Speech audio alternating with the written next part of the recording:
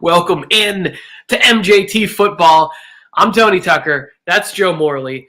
We are without Mike on the mic as he prepares to go and talk the Pro Bowl, right? You guys are going to the Pro Bowl tomorrow. And according to Josh Jacobs, just like everything in Las Vegas, the Pro Bowl is lousy, ladies and gentlemen.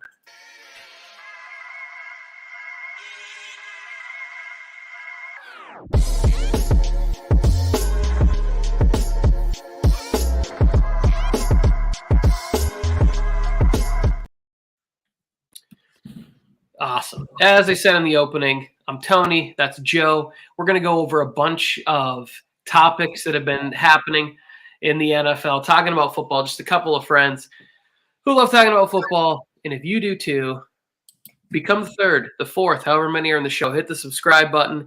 The chat is free, always open. We love the comments, interaction, questions, spitting hot fire at us. We're talking Sean Payton, Frank Reich, DEMECO Ryans, Tom Brady's gone, quarterback carousels around the league, just all around NFL topics. We're going to do Super Bowl stuff later in the week when all three of us will be here.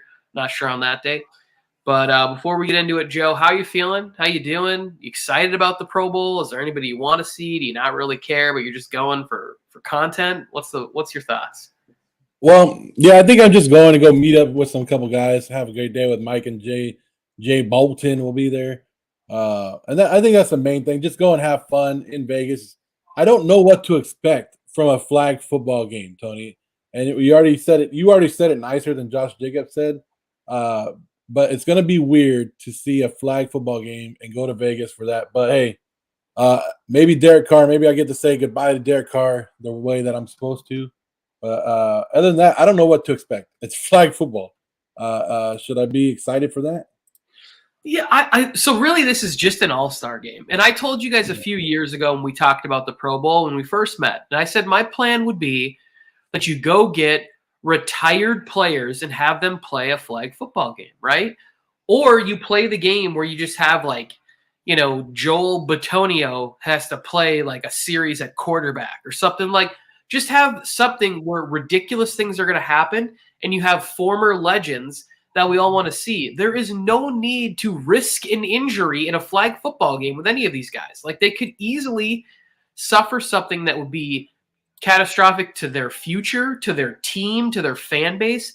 There's no need for flag football or fake football of any kind. This should be pass greats or offensive linemen playing quarterback. It should just be like a total just shit show, fun factory for us to talk about, create memes. Like, how much fun would it be if Peyton Manning was the quarterback on one side and Eli was the quarterback on the other side, and they were throwing to guys like Calvin Johnson came back and Reggie Wayne, and they were just out there messing around. Like, it would just be fun to watch these former greats and whoever they could get back for this game. Like, what's Clinton Portis up to? I know he's not a Hall of Famer, but what's he doing? Come on, could you stretch your hammies and play a little flag football? Like, that would be fun to me, more so than watching the best football players on the planet play flag football. Like, I'm going to watch it, obviously. But I would guarantee that Jerry Rice would still beat some people in a flag football. Watching, and that's the fun part about it, too. Watch Jerry Rice try to cover Terrell Owens, right, on the other side, and then vice versa. Like, as long as you've been out of the league for 4 years. Like, if you're eligible for Hall of Fame voting, you can play in this game. How much fun would it be to see Steve Smith out there telling people to ice up, son? That would be great. Harrison, I know you want to see it. Harrison is here. We're topic number 3, Harrison. We're talking about the Panthers. I said all along that was my favorite job opening, and I really think they nailed the coach. Maybe Ryan Leaf could come back and play in a Pro Bowl. That would be amazing. Watch like that's right there. That's a storyline that I forgot about for the Pro Bowl. Peyton Manning on one side, Ryan Leaf on the other, and Ryan Leaf gets to exact his revenge in a flag football game. No. I want Ryan Leaf versus Jamarcus Russell in a flag. But that's fun. Wouldn't you want to see that? Yeah, let's do it. Let's set it up. keep these players in the league, no matter how they exited, whether they were all-time greats or not. We all have some recognition with them. And I think that it would be fun and interesting to see those guys still play. Like, just get out there and putz around and talk a little bit of trash, having them all mic'd up. Maybe there's even like some basketball guys who thought they could have played football. You sprinkle in a couple of those. Like, I want professional athletes. Like, I don't just want like, oh, we're having a celebrity game and Justin Bieber is going to be at it. No, I want to see mainly NFL players. But I would be okay if all of a sudden, like LeBron was like, hey, I want in on this. I want to come play. I'm done playing basketball in a few years. Whatever. What's the competition they have for kids, the kick, pass, and punt or whatever, that you can have the coaches do that like Andy Reid did when he was a kid? They keep showing that little footage of the big 13-year-old Andy Reid. Oh, I'm telling you, right, I would dominate punt, pass, and kick because I can kick and I can throw. I think that I could really compete in that. Not with NFL quarterbacks, but like receivers, running backs, guys who maybe can't throw that well or can't kick that well. I could do both of those things well enough to beat them. But yeah, I'd be down. Punt, pass, and kick. I'd watch that. That'd be fun. I actually, yesterday when I was working out, I was watching the competition they had where they had them trying to shag footballs like way out, like, and it was Trey Hendrickson was caught 5. He was carrying 4 footballs and caught 5 footballs. Like, that's impressive athletically. I enjoyed that. Yeah. It's good stuff. Well, all right, you ready to get into this first topic here? Because yeah, I'm ready because you might enjoy this one. All of this, like, and this first one for me is like a really weird subject because so many Chargers fans wanted Sean Payton, thought he was the answer. He was the person that could only unlock the Chargers. And I really believe like there's a little piece of me that thinks Sean Payton really didn't want the Denver job. And when they hired Kellen Moore, he knew that Kellen Moore would be good enough, maybe not the answer that everybody thinks to get him over the top into the Super Bowl, but good enough that the team will be good enough that they won't be firing Brandon Staley next year. So he was like, all right, you don't want to hire me. I'm going to go in your division and I'm going to mess things up for you that way. Like a little bit of a spiteful, not that he doesn't want the job. It's not the only reason he's going there. But I think there was a little bit of it where he was like, okay, I'll show you what you guys missed out on. I'm going to go in your division and try and wreak some havoc. But overall, Joe, on this, Sean Payton is going to fix Russell Wilson. And then they keep saying, look what he did with all these other quarterbacks. All these other quarterbacks they're comparing him to are pocket quarterbacks. I don't understand this idea that at this point in Russell's career, and really this is the move Russell needs to make, but I thought Nathaniel Hackett would be able to help him a little bit, learning how to become better with the cerebral portion. Because every quarterback, he's in his mid-30s, every quarterback, when they get to this point and they've been there athletically, Joe, what happens to them? They start to lose a step. They start to get injured a little bit more frequently. The wear and tear of 17 games is not going to allow them to be magical like he was early on in Seattle. So this idea that like he's going to scheme something that fits Russell that's close to what he ran with the Saints, I just don't see that happening. Yeah, and I think that I like the Sean Payton hire as itself, and I think the reason it happened, and I know that I know Charger fans are like, we wanted him in LA, and you just mentioned that, and I think Sean Payton came into the offseason thinking that he was going to get a better job than the Denver job, and I'm not bashing Denver because Denver has a great defense, but there's also a lot of work that needs to be done. I think the Russell Wilson and Nathaniel Hackett, players calling each other out on the sideline, fighting with other teams. That's the kind of thing that Sean Payton's going to be able to come in and fix right away. But that offense is ready to go. But like you said, he needs to get Russell Wilson turned around. And looking at Russell Wilson, let's be honest, the last 2 seasons, the last one in Seattle, and then last year in Denver, he hasn't been running like their old Russell Wilson. You could tell the age. And even last year, it even showed more like the first half of his last year in Seattle, Remember, they were letting Russ cook, and he was lighting up. He had like 10 touchdowns in the first 3 or 4 weeks, and he was lighting it up. Then they had to go away from it because his passing and accuracy wasn't as good. They went back to the running game, and he kind of got mad about that. Then in Denver, we just never saw the passing game. He was missing wide open wide receivers or tight ends that would fall out of the backfield, and he would miss them. So it was like simple dump offs, and we could blame Nathaniel Hackett, we could blame Russell Wilson, but the fact of the matter is, Russell Wilson is showing a little bit of age, but Denver has to have this connect. Like Denver might not have wanted Sean Payton as it, but they had to make a big splash with the new ownership there, and they had to bring somebody in that was willing to work with Russell Wilson because that way that contract is, and he hasn't even started the new contract, Russell Wilson, as the ownership signed him to a new one. So I think that's the reason that they brought Sean Payton is because a lot of these newer coaches are like, well, I don't want Russell Wilson, but Sean Payton's like, I can work with this guy. I can do it. And so I think Sean Payton's hardest job is not getting players to stop fighting, not to get anything going, but to get Russell Wilson back on track. And I don't know if he can do it, Tony.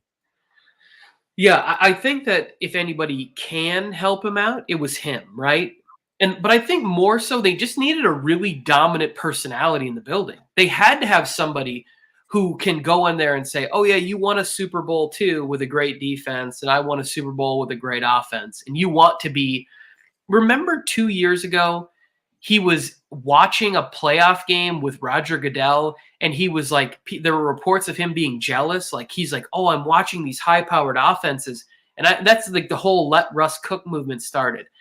That last year in Seattle, he ended up with the mallet finger. Remember, he got the jammed finger. I think it was Aaron Donald or somebody hit him, and he ended up having the finger all mangled up or whatever. It's not that Russ is a bad quarterback. It's that what made Russ a potential Hall of Famer is starting to deplete. Russell Wilson is dedicated and a hard worker, and he's going to do everything he can. But it has to be – when you look at Sean Payton, people will go, he won 5 games in a row with Teddy Bridgewater. Teddy Bridgewater and Russell Wilson are completely different quarterbacks.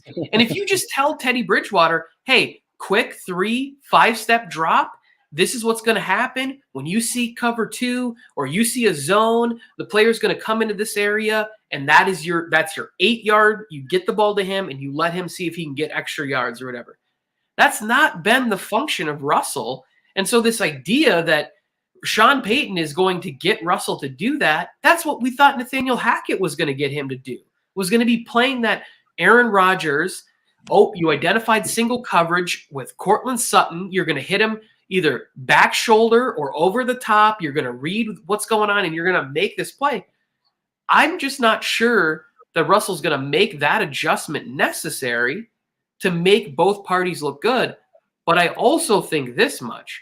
I think the Denver ownership is saying, we're paying Sean this amount of money and we're paying Russell this amount of money, but they're more connected to Sean Payton now, in my estimation, than Russell Wilson.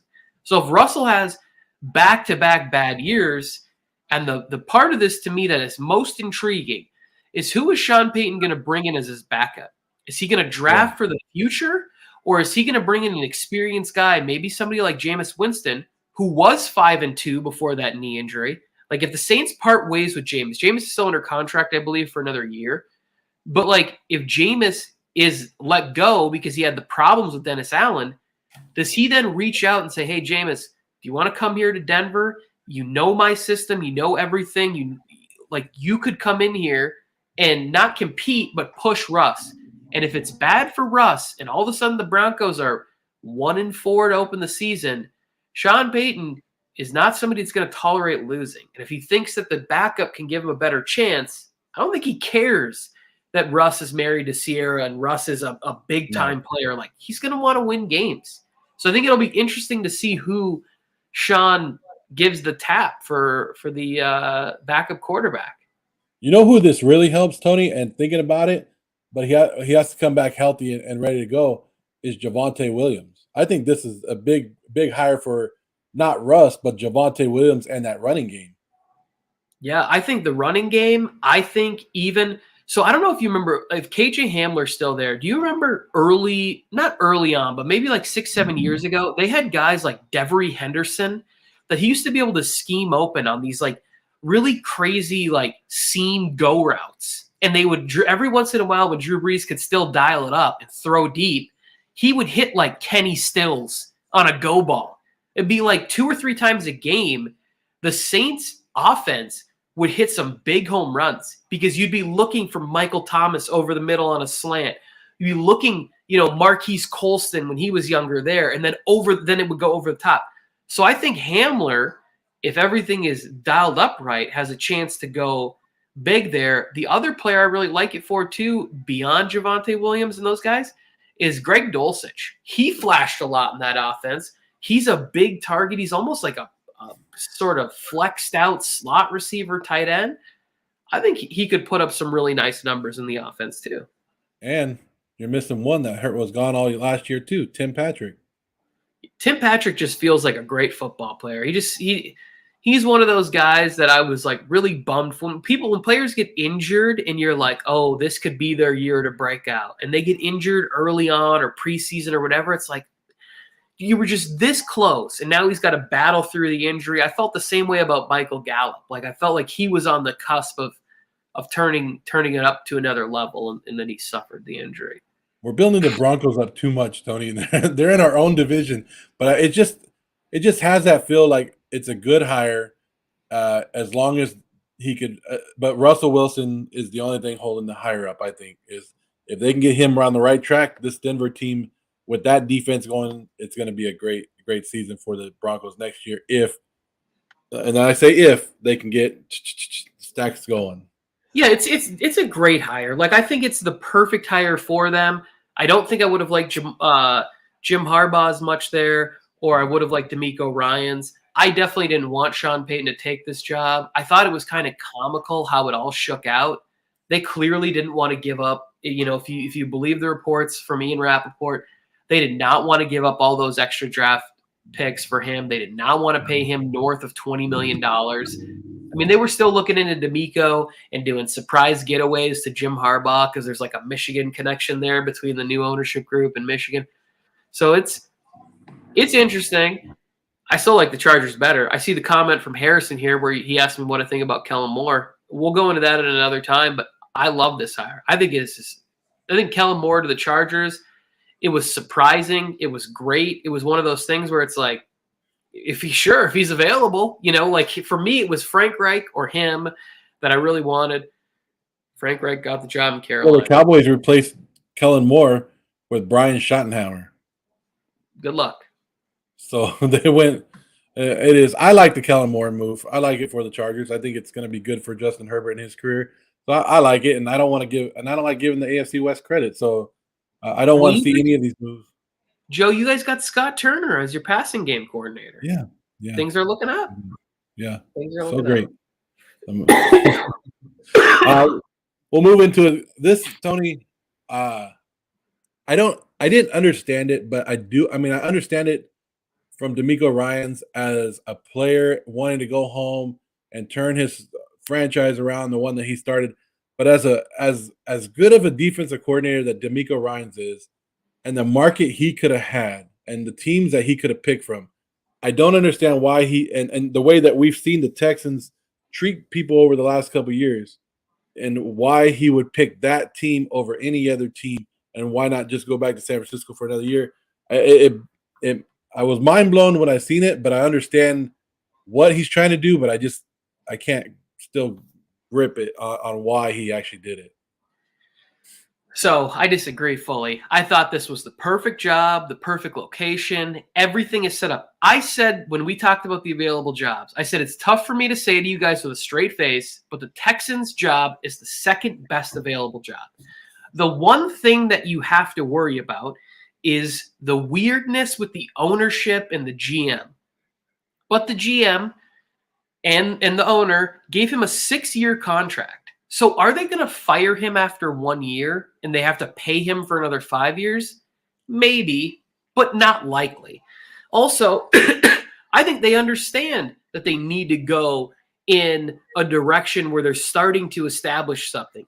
They're fully out of the sort of cloud that hovered over with Deshaun Watson. That's gone. All of those people are no longer part of the organization because Lovie Smith was the defensive coordinator, I believe, on those staffs. So like, and the head coach last year, DeMeco Ryans is every time somebody talks about DeMeco, like I think it was LaShawn McCoy was telling a story the other day where he was saying that like DeMeco was so charismatic and people loved him so much and he would get him hyped up before the game. As a defensive player, he would come over and get the offense hyped up. Like he's just has that quality about him that allows him to be there. He was gifted a loaded defense from Robert Saleh. That 49ers, to me, John Lynch is the one that deserves a real pat on the back because he's just been identifying studs apparently in the draft and in making the right plays. All of except for Solomon Thomas hasn't really panned out. But he took it to another level. I think that this 49ers defense was even better than the one that we saw with Robert Saleh. And granted, a lot of those guys had time to mature, and the defense keeps staying healthy enough to put the 49ers in position. But DeMeco's going to go here, and what I would really love to see, and this would hurt the Raiders even more, which would make me even happier, is for him to say, hey, Brian Griese, you're an experienced in the NFL and everything else.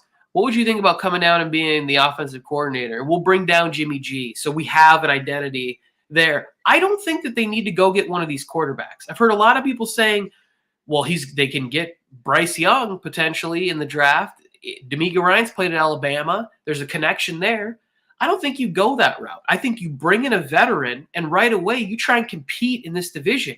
The Titans are going to have massive problems. I keep reading reports where like Bud Dupree is going to be gone and Taylor Lewan's and all the veterans, all the bloated contracts are going to be taken away from this roster. Ryan Tannehill could be gone. They could be starting over a quarterback there. Then who else are you competing with? The Colts? We're going to get to them in a little bit. The Colts can't even find a head coach, Joe. Yes, the Jaguars are probably going to win the division. Like I would probably predict them out. But can the Texans win 7 games next year? Can they be competitive and start to build something? And then the next year, if they want to, use one of those Deshaun Watson picks, move up in the draft, and go try and get Caleb Williams, who I think is kind of, to me, looks like a better, bigger, stronger version of Bryce Young or whatever. Like, I don't think you need to waste that pick. Build the foundation and do it with a veteran.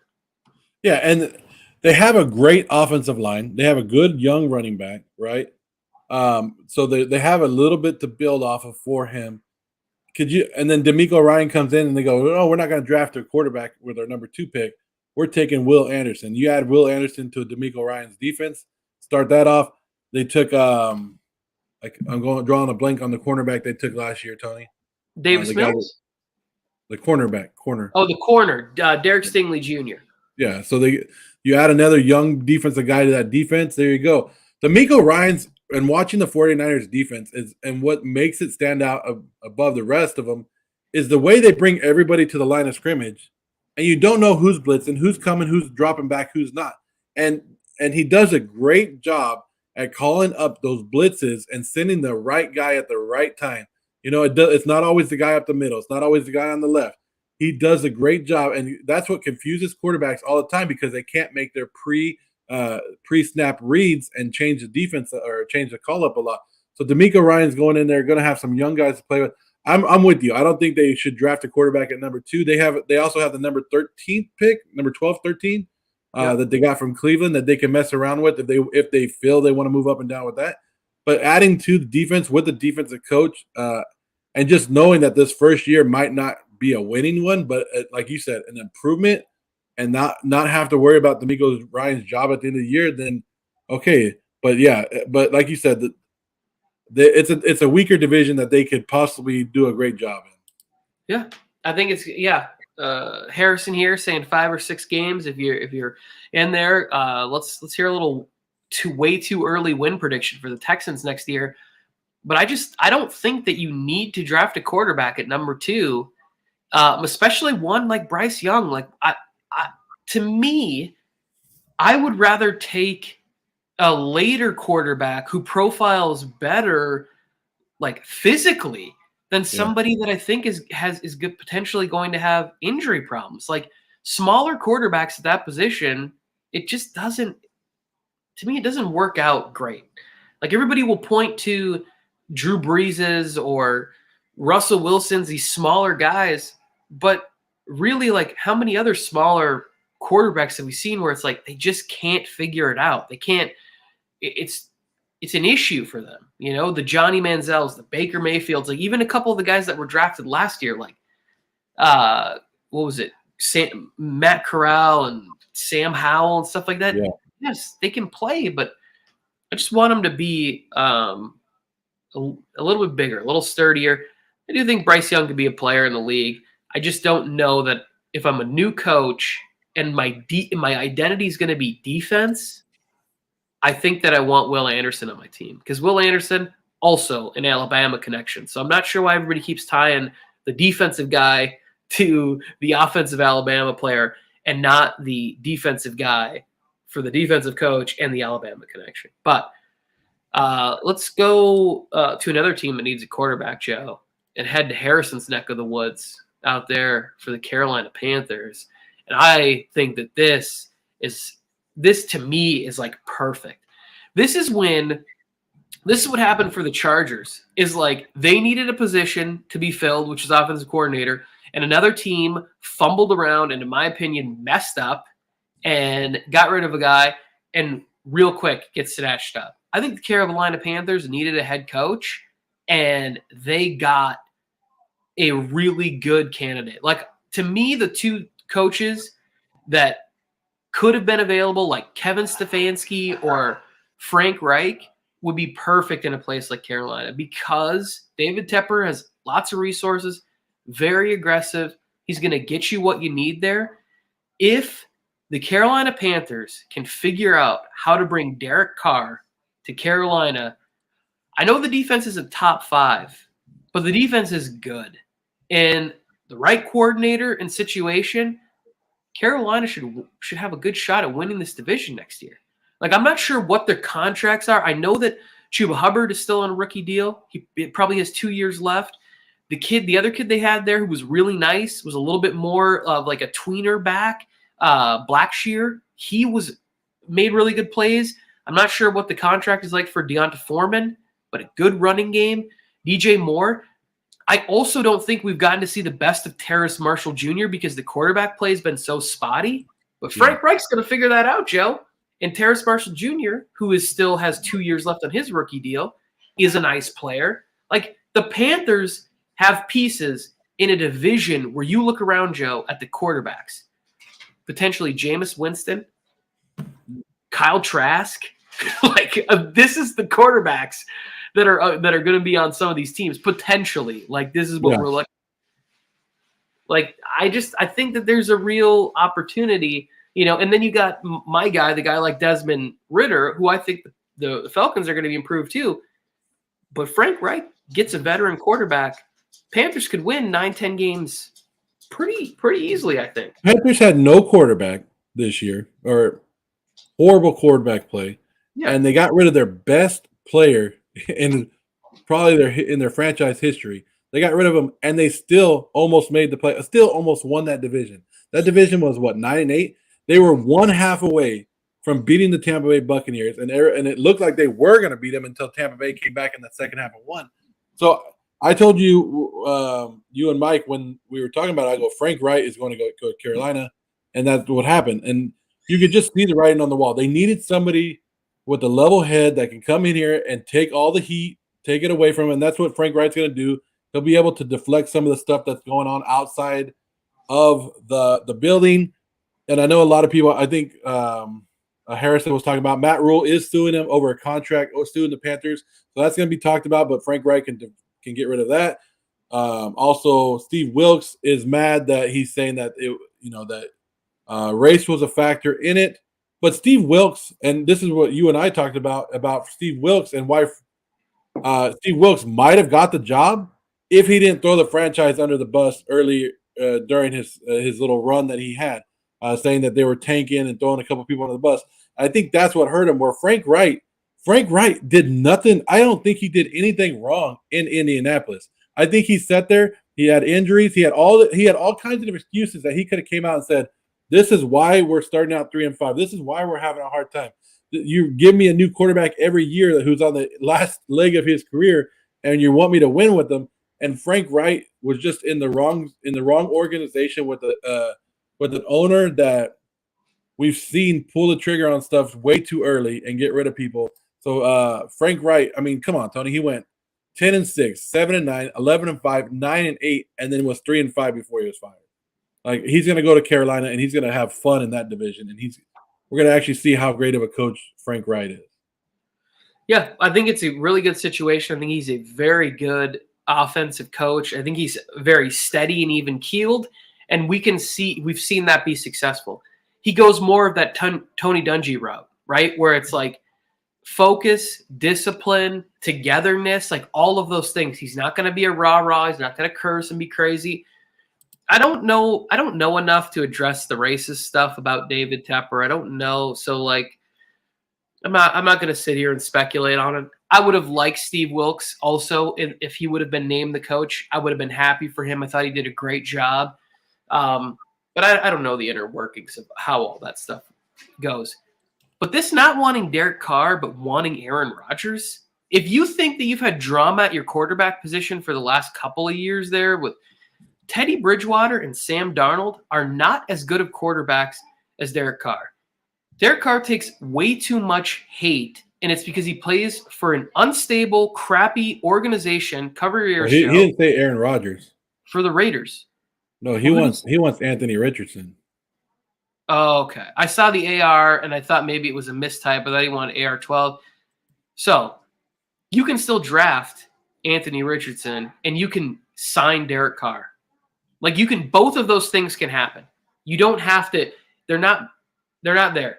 But Anthony Richardson in week 1 is not going to be ready to play. And I don't believe Anthony Richardson will bring the Panthers to the playoffs. Maybe he comes in and Frank Reich manages it to the point where it's miraculous. We don't know. Look what Brock Purdy did this year. I would have never bet that Brock Purdy would have been able to play as well as he did this year. So it is possible. Having a pro, having somebody like Derek Carr there to steady the beginning, to have a veteran, imagine how much better the rookie would be, right? Don't they also have Matt Corral they drafted last year who didn't play because of injury or something? So they have another player has talent, who had success in college.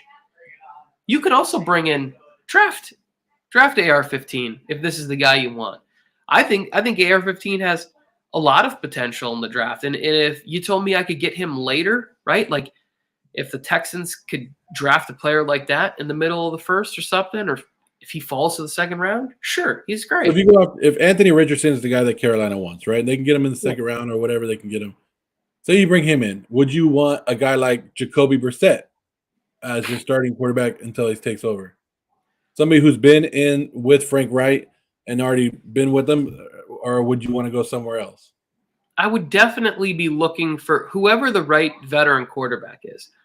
I don't know what the game plan is for them. I honestly, until we know whether or not they get a veteran, what the veteran is. If they get a veteran like Jacoby Brissett to come there, then I would say that they probably are targeting drafting a rookie, right? Because you're not going, oh, well, we're bringing in Jacoby Brissett because he's even our bridge quarterback for a full season. It might be like he's our bridge quarterback for the first half of the season to the bye week, sort of overall picture, something like that. But I think there are plenty of veteran quarterbacks like Harrison. You're going to hate the next comment that I have to make. Carson Wentz did have some bright spots with Frank Reich in Indianapolis, and he did not want Carson Wentz to go. So is there a chance that if Carson Wentz is no longer with Washington ends up landing Aaron Rodgers or Derek Carr or whatever, I don't think either of those guys are going there, but they move on from Carson Wentz, then he's a free agent. Not just Indianapolis. He had him with the Philadelphia too. Yeah, there we go. So there's a history. He knows him there. Like, what's happening, what I'm seeing a lot of people doing is everybody keeps talking about quarterbacks and where they're going, and there's more available jobs than there are sort of top 15 quarterbacks to fill these openings. Like, there are a lot of places that need quarterbacks, and there are not a lot of options to fill them. Yeah. And some people are going to be going, they're going to be trying to put some lipstick on the pig with a veteran and a rookie. There's going to be some situations where you're looking around and people are calling Pittsburgh and going like, hey, is Mitch Trubisky available? I know he's only got a 1-year deal, but he might be better than some of the options that we have when we're looking around. Harrison said if they get wins, he's going to become a Charger fan. Come on over. We welcome it. But you shouldn't. You should. I think that looking at Frank Reich, whoever it is, if they get Carson Wentz, I do believe that the plan is for them to get a quarterback of the future. I don't think Carson Wentz would be the plan for the future, and I don't think David Tepper would accept that. I do think that Derek Carr is more of a long-term plan than Carson Wentz because we've seen stability, like even just from a leadership standpoint from Derek Carr than we've seen more with Carson Wentz. Yeah, if you're bringing anybody in besides Derek Carr off of this free agent market, and like I said, that's why I do a guy like Jacoby Brissett. That means you are drafting somebody for the future, or you're looking for somebody for next year, and you know that it's going to be a little bridge in between for 1 or 2 years, or just a couple games. Like you're not bringing them in to go, okay, this is our guy for the next 10 years. No, Carson Wentz would come in because he's familiar with the offense, and you could hope that he could play enough games and keep you in enough games until your rookie guy or whoever you have ready for the future is ready to go. Yeah, and he compete, and he's a good player. He has spurts of, playing really high levels of football. It's not sustainable for him for some reason, whether it's injury or just sort of too much, radical decision making on the field. And you can't have that at quarterback in this position, especially not if you're going to ask him to throw 35 times a game. You can't have 5 or 6. Like, what the hell was that? Yeah. Zero. How are you? I would like to thank you for your franchise letting Kellen Moore go. Appreciate that. Way to go, Cowboys. Yeah. Now you got more of a reason to be a Chargers fan. Zero. If you guys are watching right now, just tuning in, Tony and I are talking about the latest news and notes about the NFL. We talked about Sean Payton going to Denver. We talked about DeMeco Ryans going home. Where we were on Frank Wright right now going to Carolina. All we ask is if you guys haven't already, just to hit that subscribe button. It's just that simple. Hit it. Help us out. You'll see me and Tony, and you're missing one guy. His name is Mike. You guys probably know him. Really good-looking young guy. He's getting ready for the Pro Bowl tomorrow. So, but other than that, we have a lot more show to go. But just hit that subscribe button. Help us out a lot. That's all we ask. And then if you guys have opinions on the topics that we're talking about at this time, throw it in the chat. We'll bring it on the and we'll talk about it right here. Everybody's welcome to talk with football with us. But Tony, here's one that's near and deep to me is this next topic right here. Yep. Who needs a new car, Tony? Perfect. Perfect segue. We just got them talking about Carolina.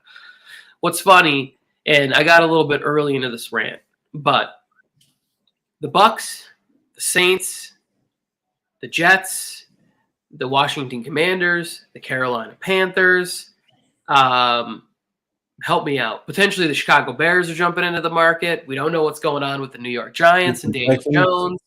The fact that technically Lamar Jackson is a free agent quarterback. There's questions about the health of Tua in Miami. And this is just off the top of my head. We're talking about like 8 different destinations. Plus, even though Carr can't go to the Raiders are going to need some sort of solution there. With Brady's retirement, the Titans are talking about, there's not the Titans, but the sort of rumblings that I've read is that Ryan Tannehill could be on the move, so they could be in the market for a quarterback. This is like 10 organizations. And really, we're talking about Rodgers. We're talking about Jimmy G, Derek Carr, like of this. And let's say Lamar Jackson doesn't go back to Baltimore.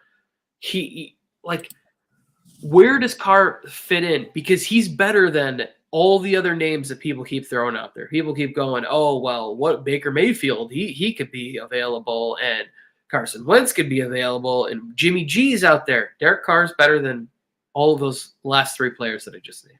So if you're a franchise looking, and we're saying there's possibly 10 to 12 teams out there looking for a quarterback right now.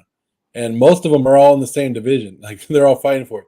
But if you're saying right now, Tony, you're an NFL GM and you need a quarterback, and you're looking, and Tom Brady has already said bye to the NFL. He's gone. Now you have the top guy would be Aaron Rodgers. Can you go out there and trade for Aaron Rodgers? And what's the price for him? And you're like, dang, I don't want to give up that much, plus the contract that he's going to come with. So the next guy underneath, is it Derek Carr or is it a top prospect in the draft? Which one is the second one? I'm going to say it's Derek Carr. Yeah. If I don't have to give up anything and I get Derek Carr and I know that I'm going to get a dedicated Derek Carr for the next 3 to 4 years, to me, he's the best quarterback on the market. And I think that I am getting a little bit more joy out of this because I hope that he goes and has so much success not in a Raiders uniform, because that just makes it so much fun to troll Raiders fans all year. But in all seriousness, like, if the Jets give up a first-round pick for Aaron Rodgers and he goes there and he doesn't get on the same page with the young talent that they have, and the Jets go 9-8 and miss the playoffs, and they gave up a first-round pick for that, we've already seen it. They gave up, I think it was like a third-round pick for Favre back in 2007, and Favre tears his rotator cuff when they're 8-3, and they finish the year 9-7, and they miss out on the playoffs, and then they're back into the mix. And yesterday it came out, where Derek Carr basically him and his agent haven't been able to talk to teams. So the Raiders are holding on until a team, like, they want a team to come up and be like, hey, we're the Panthers, and this is what we'll give you for Derek Carr. We'll give you a second and third, and the Raiders will be like, okay, cool. Now you can talk to Derek Carr. Well, Derek Carr has a no-trade contract, and he doesn't want to talk to teams, and teams don't want to talk to him unless they know what kind of contract he's going to do. If they're going to restructure the contract, whatever. So no teams are giving compensation. So basically they came out yesterday and said there's a 1% chance that Derek Carr will be traded before February 15th. More than likely, and I've been saying it all along, why would a team trade for Derek Carr when they know that the Raiders have a deadline to cut him and the Raiders aren't going to keep him? Unless you really think that he's not going to go to your team, but he has a no-trade contract anyways. So if you're Washington and you feel that he's not going to come to you and you go, let me trade for him, well, guess what? He's going to say no to that trade anyways. So there's no point in my mind, and I'm a Raider fan, and if Dave Ziegler can somehow pull draft picks off for Derek Carr, then he is going to be an NFL god. But no way in hell do you sit here and go, here's a draft pick for Derek Carr. I'll give you a first-round pick or a second. I don't care. Whatever I wouldn't even give up a seventh-round pick right now for Derek Carr because I'm going to wait the Raiders out. And I'm going to go, okay, I'm going to wait him out because come February 15th, you ain't guaranteeing that deal.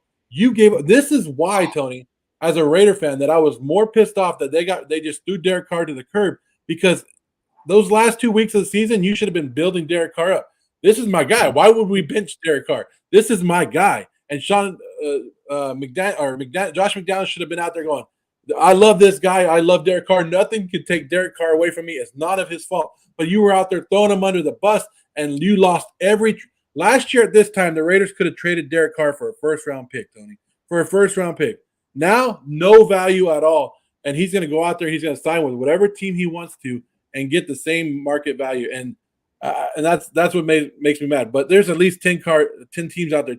Tony, you and I think that I don't know if you still think it, but the Giants would be a good team. I think the Houston Texans would be a great team. I don't think him going to the New York Jets would fit. I don't like the New York Jets. But what about this one, Tony? What if, and all these people would hate it, all these 49er fans, what if he goes to San Francisco, Tony, and he's there with Trey Lance and those guys? If he was on the 49ers, I would pick the 49ers to win the Super Bowl next year, because Kyle Shanahan is going to make it so easy for him to get the ball to all those playmakers. And Derek Carr's been pretty durable. He had the one season where he had the bad injury, where he missed a bunch of games, but he's been out there. Tony, he's missed 4 games in his career. 2 of them because Josh McDaniels kicked him out. Yeah, so he's been a steady Eddie, and that's exactly what the 49ers have not had at the position. And he's got a big enough arm to be able to have the big strikes that Shanahan likes to put in the offense. I think that'd be dangerous. I don't think that happens. I think they're going to start. We'll get to the 49ers in a little bit. But when I look at the Derek Carr situation, what the Raiders did, it's there's that meme going around about Josh McDaniels. The plan is fully in effect, right? Where it's like, get there, alienate the quarterback, get rid of all the good players, and then step 3, get fired. And when Joe sent that to me, I started laughing because everything that I heard from Josh McDaniels as a Chargers fan, I did not want him to go to the Raiders. I was like, this is a good offense.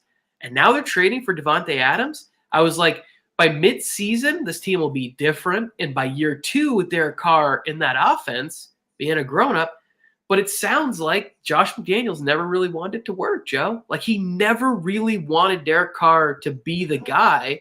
And then you sign him to a contract. You know he has a no-trade clause. And then you're benching him saying we're going to move on. You're taking away all your leverage away from yourself by doing that. Like, you should have went to him privately and said, hey, we're going to have you step away for personal reasons, or we just like an injury. We're not going to say anything at this time. And then we'll start to work out stuff behind the scenes and figure out where you want to go and communicate.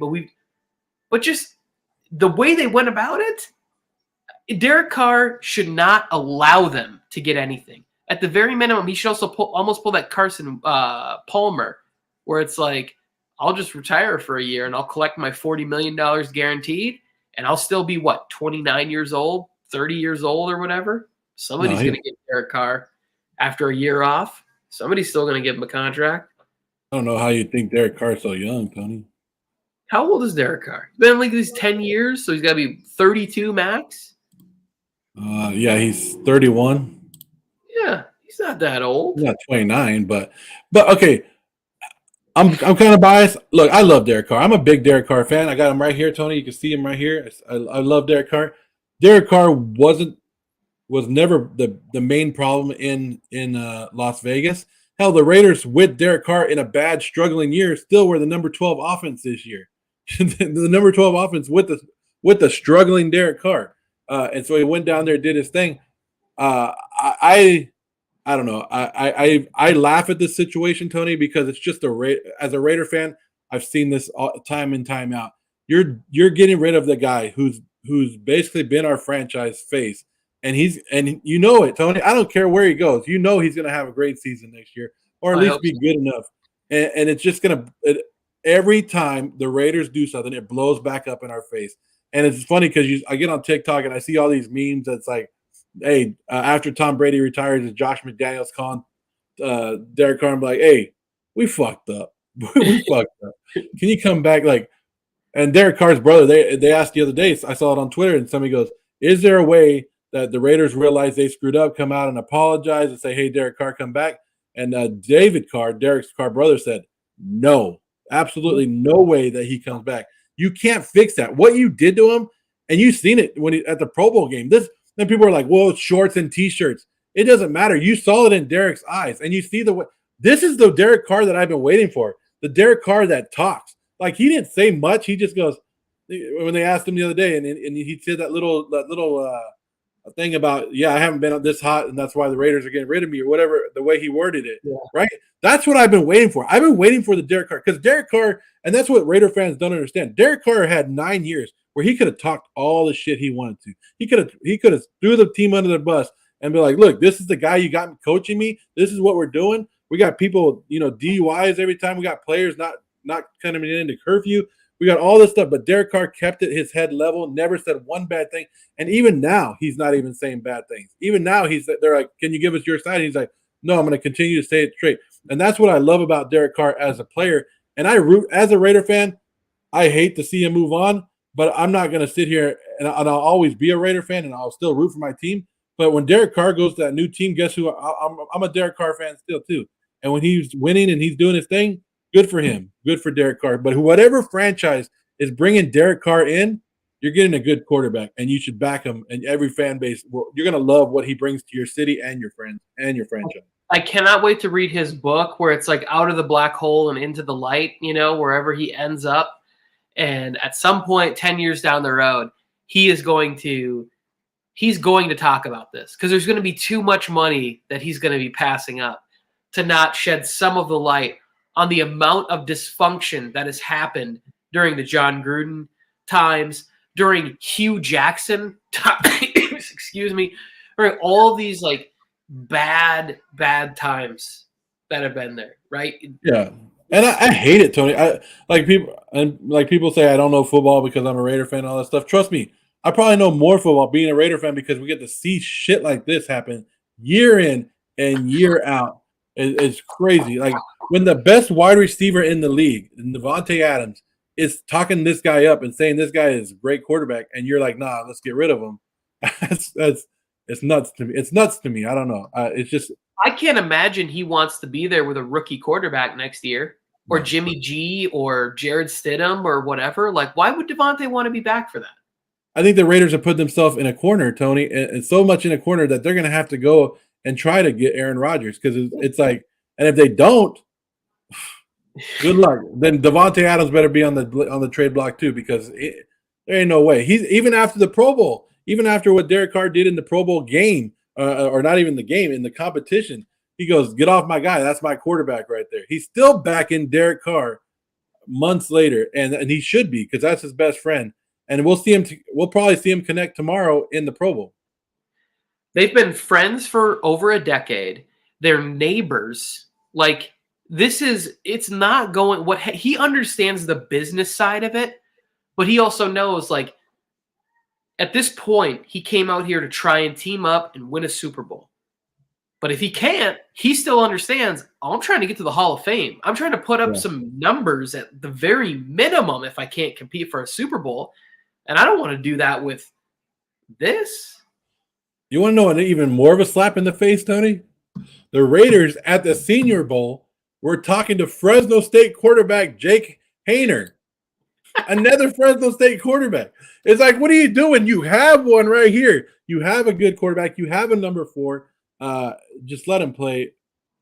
I don't know. And this, a lot of people are still upset about Khalil Mack leaving the Raiders a couple years ago. This Derek Carr, Tony, I don't know how much you are into Raider conversations, how much you see it online, but Derek Carr divides the Raider nation. There's Derek Carr, true Derek Carr believers and lovers, and like people like me that know that Derek Carr makes mistakes, but he wasn't the whole problem. And like you said it before, Derek Carr was more of a solution than the problem. And then there's Derek Carr straight haters. Like I saw a post earlier that said, why are people talking about the Raiders needing defense when our quarterback position was the only problem? And I'm like,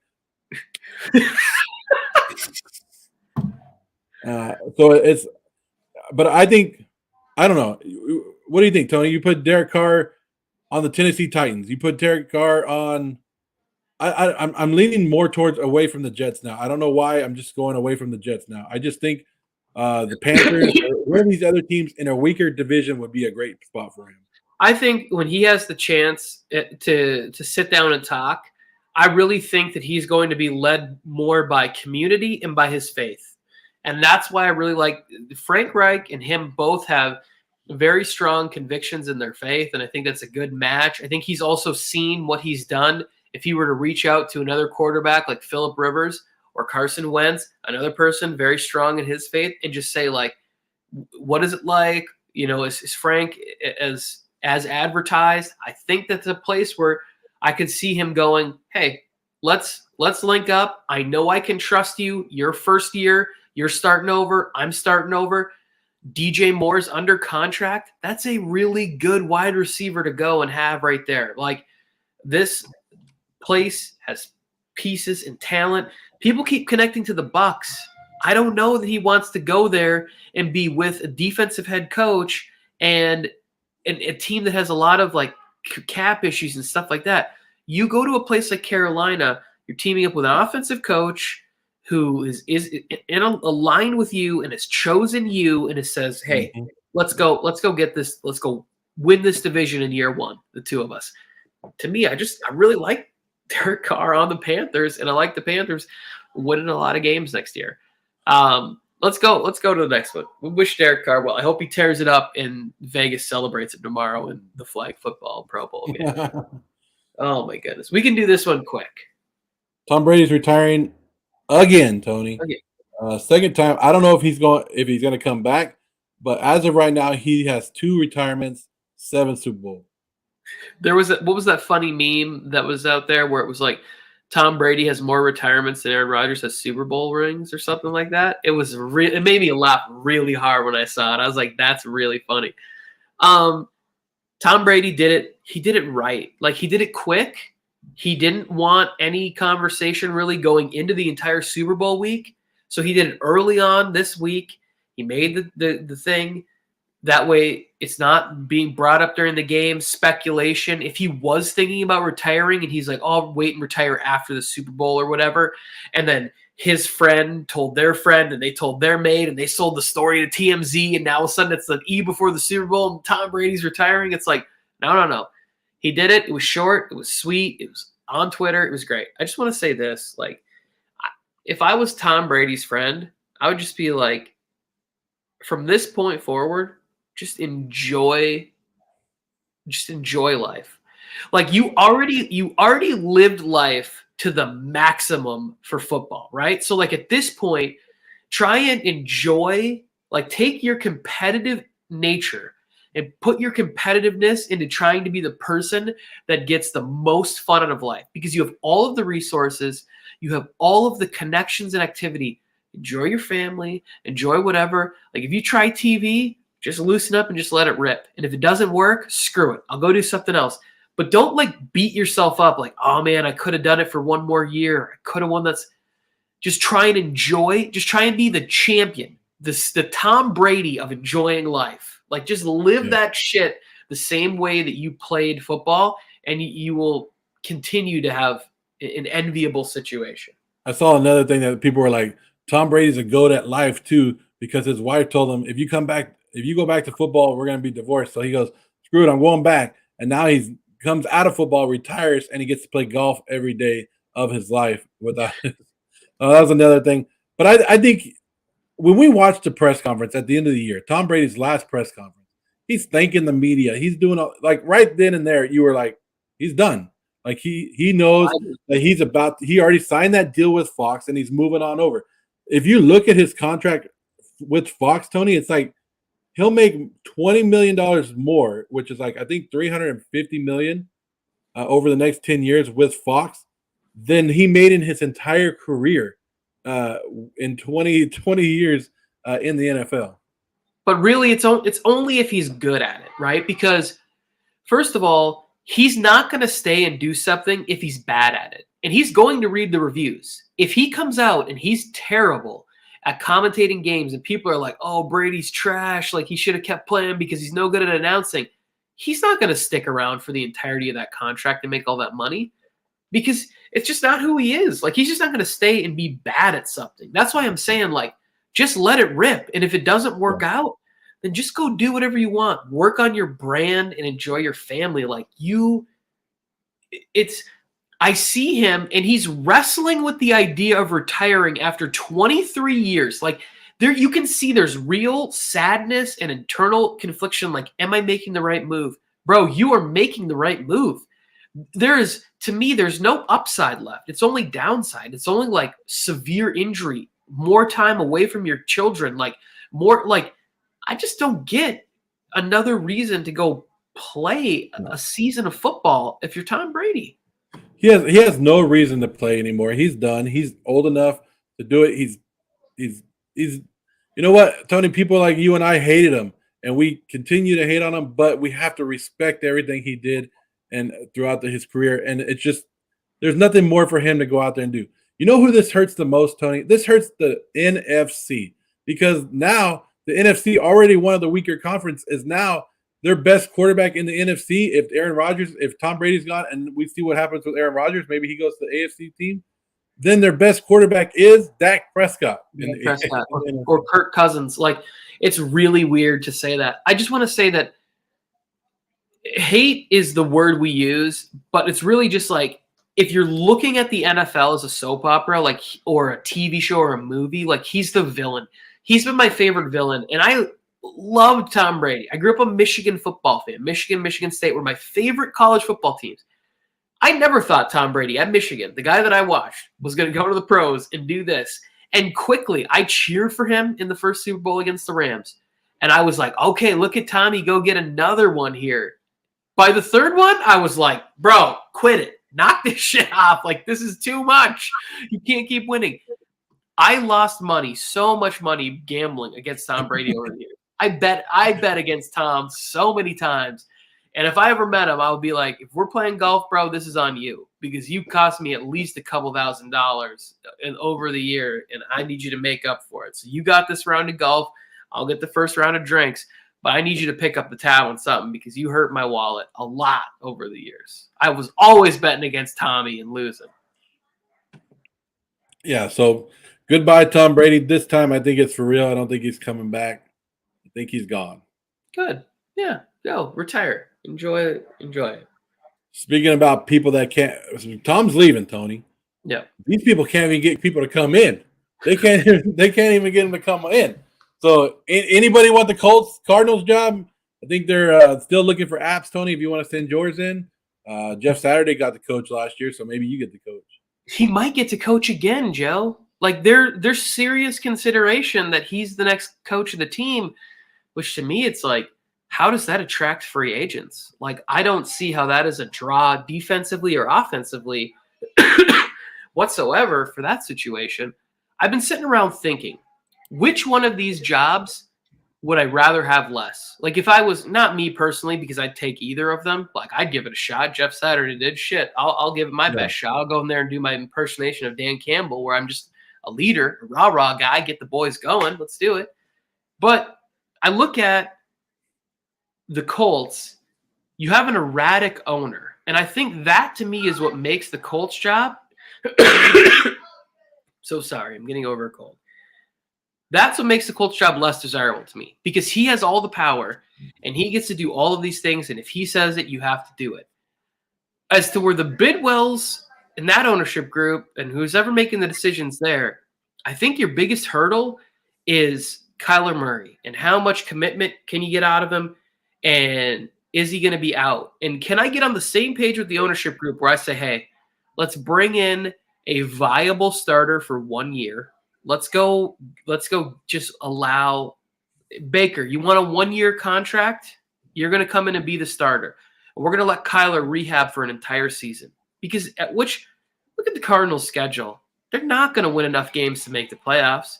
So why not tank and get a good draft pick to where at the next year you can either say, hey, Kyler, how committed are you? Or would you like to go elsewhere? Is there a landing spot where we could trade you and we could make sure that we get Caleb Williams or Drake May or whoever the quarterback du jour is in the next year? Yeah. And I think if I was thinking about it, that would be really the only way that I would want that job. But Joe, I don't know who wants these jobs. And if I was a first-time head coach, I'd be looking around and going like, I don't want to be in these situations. Like, the Colts fired Frank Reich. He was unemployed for like 3 months. Well, yeah, and that's what I was talking about when the Cardinals hired their new general manager. I don't know his name. Monty. Oh yeah. And his first thing in his first press conference, he comes out and he goes, Eagles will not be tolerated in this organization. To me, and maybe to you and to everybody else, that was a straight shot to who? Your franchise quarterback, the guy that they gave all that money to. And that's the guy that everybody is. You want them to come in and coach him, or what? What do you want to do with Kyler Murray? And that's the question. I think that's the overall question: is what are you going to do with him? So I think a lot of people don't want to come in there because they're either going to be attached to him or they won't be able to bring their guy in. And that's not what you want as a head coach. And you've seen it. Head coaches want to come to their organization, bring their own guys in. And if the GM is already taking shots at players and already pissing players off before you even get there, you got to do control when you right off the bat. Come on, that's not going to help your situation. The Colts job is intriguing. It's just that Jim Irsay is becoming like an Al Davis and a Jerry Jones and getting his nose into business that he shouldn't be in. He needs to just sit up there, have his little brandy, and shut the hell up, and let the guys that you have Ballard, right, as your GM still. And Ballard, in my eyes, is still a good GM, even though a lot of people are bashing him for the way he realized in the last couple of years that you had a good team right on the verge, and all you needed was a quarterback. So he tried to bring in these guys. It didn't work out. Not his fault. He tried to bring in these guys at the end of their career. It didn't. But he's not the one going, oh, you know what?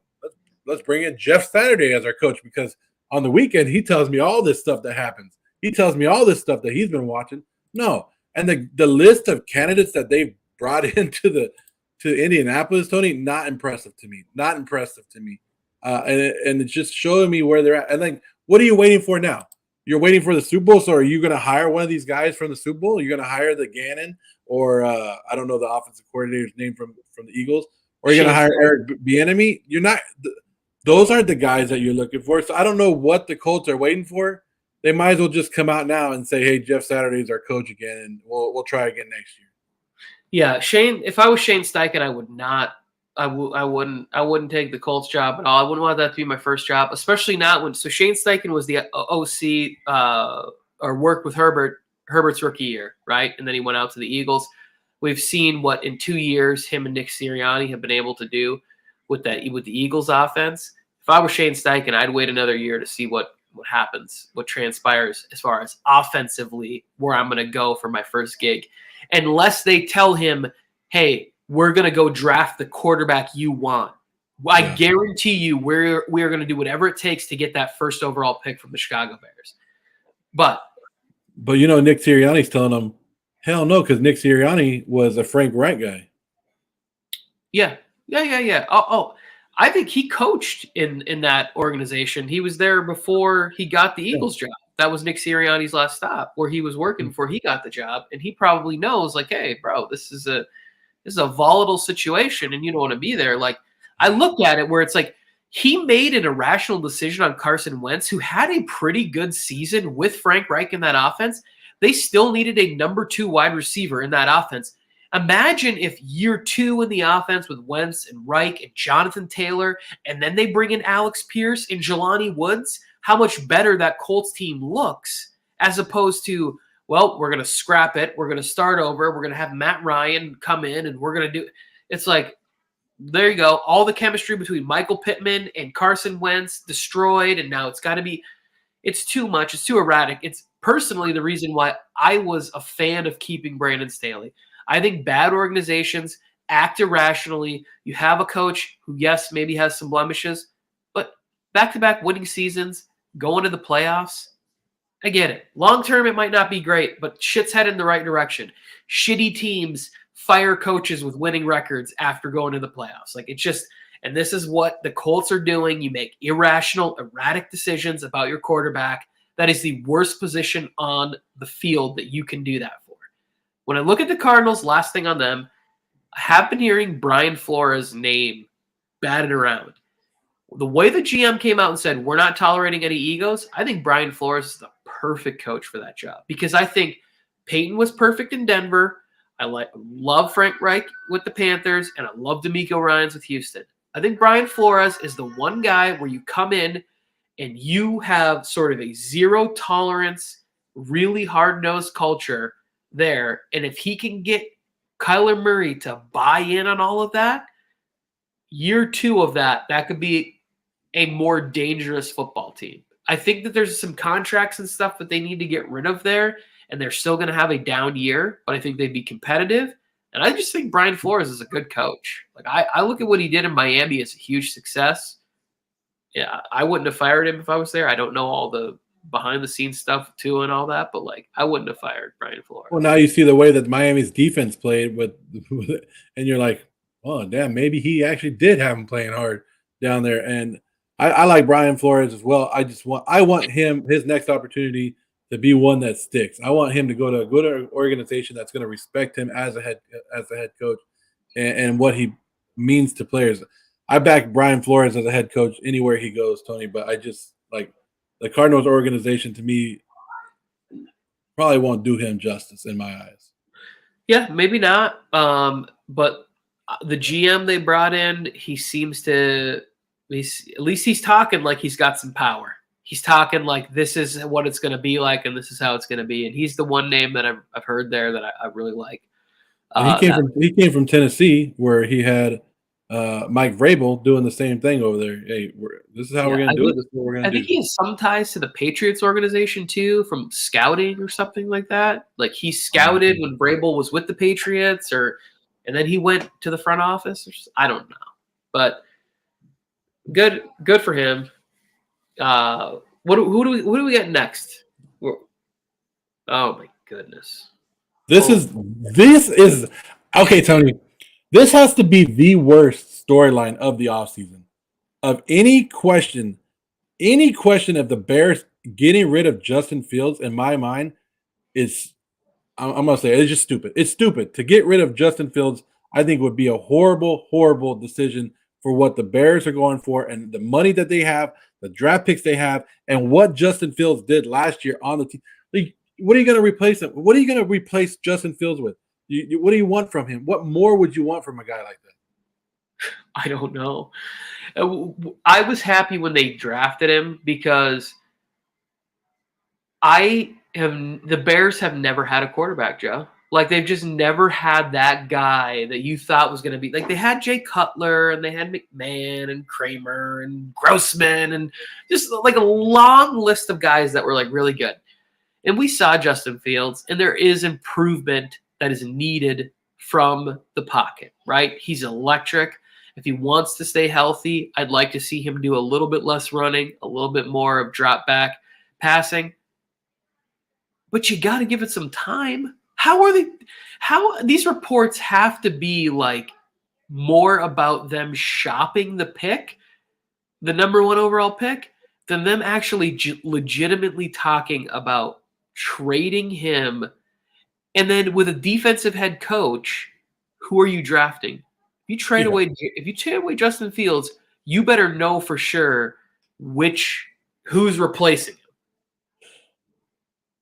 I just keep looking at this and I'm like, this is a disaster waiting to happen. The division could be yours. Like, it's that wide open to me.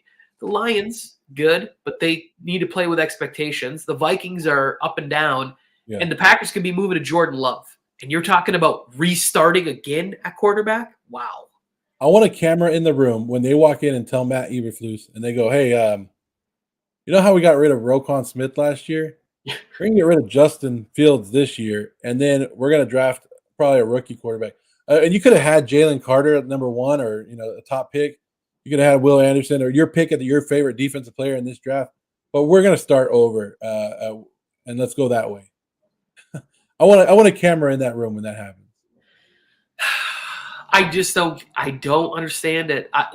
In my head is like, what if it is Matt Eberflus who's saying, hey, I need more of a traditional – I want more of a traditional quarterback here.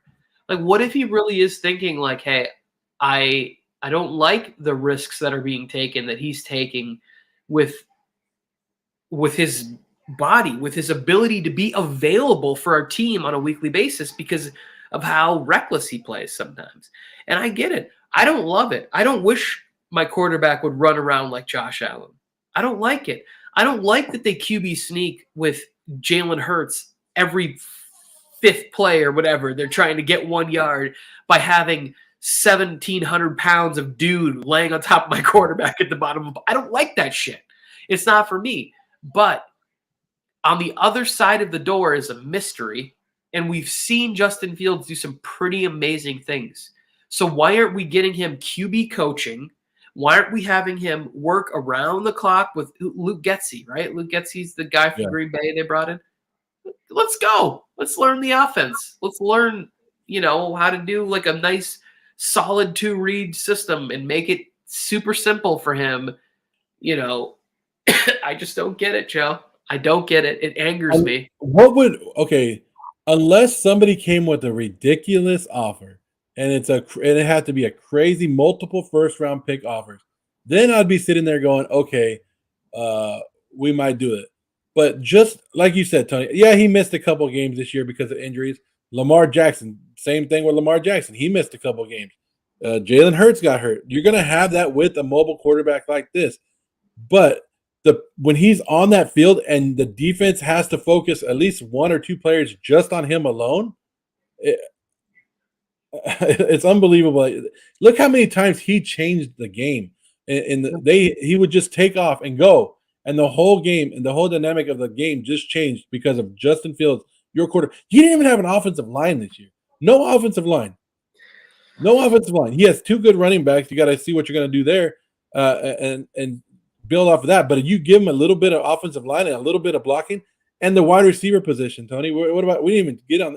Like this is just Justin Fields doing his thing with nothing, and now you're like, oh, maybe we'll get rid of him, and then we'll build our offensive line for somebody else who comes in here. Like, no, this guy's changing the game with absolutely no help on offense, and now you want to see what you can get for him? Hell no. If I'm any organization and there's any chance that Justin Fields could be available, I'm making that call. I'm making that call, and I'm like, all right, I'll take him right now. I'll take him on any team. I'll send him over. It doesn't make any sense. It doesn't make any sense. Let's wrap it up. We'll talk about these other things another time. We want to talk about Niners Super Bowl thoughts. We'll get in. We'll do a Super Bowl show next week with Mike. Right? I think an hour and 15. Yeah, we're good with that. Is a fantastic. Because it's just going to be more of me going, what are the 49ers thinking? What the hell is happening? I don't understand. But I 49er fans and I are getting along right now, Tony. I think it's going to be wild, Joe. It's going to be. What if the Raiders came in and said, "Hey, Justin Fields is on the block next to Raiders' first-round picks." Oh, for Fields? For Justin Fields. I'm doing it. I would do it. For Tony, you already know what I feel about Justin Fields. You already know that Justin Fields was my favorite quarterback coming out of that draft. I would take, and you go back to the Ohio State tape on him. He can throw the ball. He can throw the ball. It's just that you had nothing for him. Hey, sit back there for 2 seconds and get your ass handed to you, or take off and run. I'm gonna take off and run, sir. I'm not gonna sit back here. So I would take him on the Raiders. I would give up 2 first-round picks for Justin Fields. Yes, I would. Well, that would be interesting to me, because you guys have, and I say this to you like at least once a month. Your head coach drafted Tim Tebow. Justin Fields is a way more talented version of Tim Tebow. You wouldn't, if you were a team, you wouldn't trade 2 first-round picks for Justin Fields? I would. I don't know. Yeah, I mean, I probably would. It depends on where I'm at, what's available right now. But if I'm in the Raiders situation, where do you guys pick this year? What number? Yeah, number 7. Number 7. I don't know. I need to watch a little bit more of this Will Levis kid. Need to watch a little bit more from him. But I might say that I will stick it out if I picked somewhere in that top 7. Because it's not like a swap. It's not like we'll give you this and that. Like, the Bears would now be picking at 1 and 7 in this draft, and the Raiders would get. But it's funny. That's how dumb I sound sometimes, Tony. I would trade. If you'd say, "Hey, I'll give me 2 first-round picks and I'll give you Justin Fields," I'll be like, "Yeah, okay, deal." But then you go, "Hey, give me 2 first-round picks for Aaron Rodgers," and I'm like, "Nah, I'm good. I'm past." No, but I think that, like, to me, and I just threw out 2 first-round picks, but first-round picks really are reserved for, like, proven commodities. The problem is with Aaron Rodgers is you don't know if you're getting 1 year or 2 years or whatever. With Justin Fields, you know you're getting 3 more years on a rookie deal, and to me, that's a lot. That's 3 years of time. You should be able to figure it out, and by then, you may. Like, you'll have your first-round picks back for sure. You might have missed out on some defensive and offensive talent. I think that your guys' roster is so bare, you can't afford to give up first-round picks for a quarterback right now. You guys need to get some players in that building, some young talent in that building, quick. What are you talking about? We just need Josh McDaniels players. That's it. Okay. Good luck with that. I mean, we only had 5 Pro Bowlers this year. Well, I'll tell you what. When Kellen Moore leads Justin Herbert to the MVP, you guys can interview him for coach. We'll let you do that. I grant you permission to do that. Let's end this show. That was a good little dig at the end there. No, it wasn't. Anyways, if you guys are still watching by this side, you guys watching the replay, or if not, either way, if you haven't already, hit that subscribe button. Subscribe. All right. Pro Bowl tomorrow, Joe. Want to see video up on MJT. Exclusive video. Yeah, I'm gonna lift my shirt and like, CARR, look it, these are for you. Sign my titties. There it is. Mike gave me an opportunity. Mike and I will be at the Pro Bowl. We'll be there with Jay. I think the Real Cool Dad. People know him off of TikTok. A couple other guys, big creators, will be there as well. I'm pretty sure there's going to be a lot of video out there, especially from Mike and I out there at the Pro Bowl. But I don't know what to expect. It's going to be a flag football game, but I know it's football, so I'll be watching. Hope everybody's healthy. We'll see you guys next week for Super Bowl week. You can play this music, Joe?